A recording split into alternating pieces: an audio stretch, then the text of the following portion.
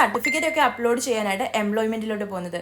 ഇന്ന് പോകുമ്പോൾ എനിക്ക് കുറച്ച് വിഷമമൊക്കെ ഉണ്ട് കേട്ടോ. കാരണം നിങ്ങളെ എല്ലാവരെയും പോലെ നമ്മുടെ 10ാം ക്ലാസ്സിലെ ഗ്യാങ്ങുമായിട്ടാണ് ആദ്യമായിട്ട് ഈ എംപ്ലോയ്മെന്റിൽ 10ാം ക്ലാസ്സിലെ സർട്ടിഫിക്കറ്റ് അപ്ലോഡ് ചെയ്യാനായിട്ട് പോകുന്നത്.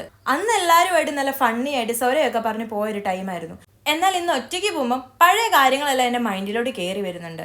10th റിസൾട്ട് ഒക്കെ വന്നു കഴിഞ്ഞിട്ടായിരുന്നു ഞങ്ങൾ എംപ്ലോയ്മെന്റിൽ പോയത്. ആ ഒരു ടൈമിൽ എല്ലാ സ്കൂളിലെ സ്റ്റുഡൻസ് ഇതുപോലെ രജിസ്ട്രേഷൻ ചെയ്യാനായിട്ട് വന്നിട്ടുണ്ടായിരുന്നു. ആ ഒരു ടൈമിൽ നല്ല ക്യൂ ഉണ്ടായിരുന്നു.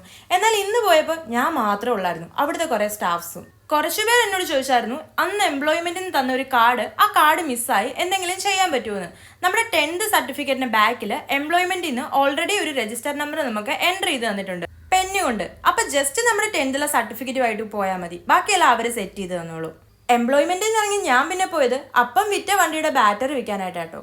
കുറേ കടയിൽ കയറി ഇറങ്ങി ചോദിച്ചു പല റേറ്റൊക്കെ പറഞ്ഞു. ലാസ്റ്റ് കിലോക്ക് 95 രൂപയ്ക്ക് ഒരു കടയിൽ കൊടുത്ത് അവിടെ നിന്ന് ഇറങ്ങി നമ്മുടെ മർഹബയിൽ പോയി ഒരു കരിക്ക് ഷേക്കും ഷാർജ ഷേക്കും കുടിച്ച് വീട്ടിൽ പോയി. അപ്പോൾ ബൈ.